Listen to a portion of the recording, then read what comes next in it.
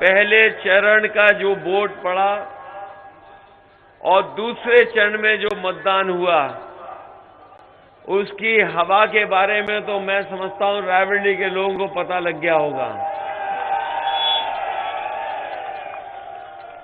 बताओ, सफाया हो गया, बीजेपी का नहीं हो गया।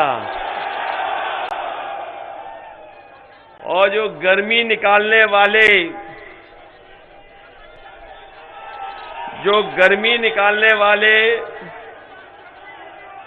नेता थे, उनके समर्थक ठंडे पड़ गए कि नहीं पड़ गए? और दूसरे चरण का वोट देख करके शून्य पड़ गए हैं। और जब रायबरेली वोट डालेगा तो भारतीय जनता पार्टी के लोग शून्य हो जाएंगे। ये बात मैं मान लूं कि न मान लूं? और जो गर्मी निकालने वाले हैं, उनको कल देखा कि नहीं देखा टीवी पे सुबह? उनकी भाप अपने आप निकल गई।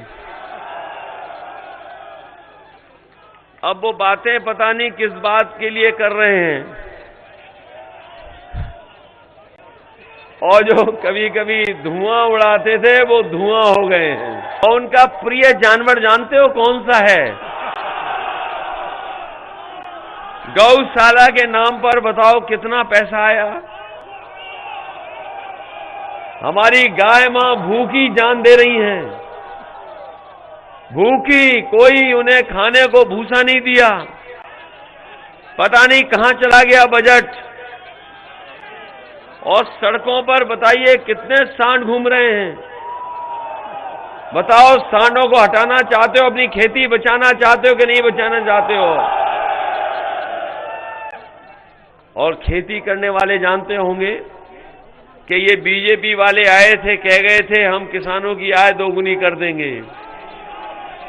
किसान भाइयों, बताओ कौन सी पैदावार की आपको कीमत मिल गई?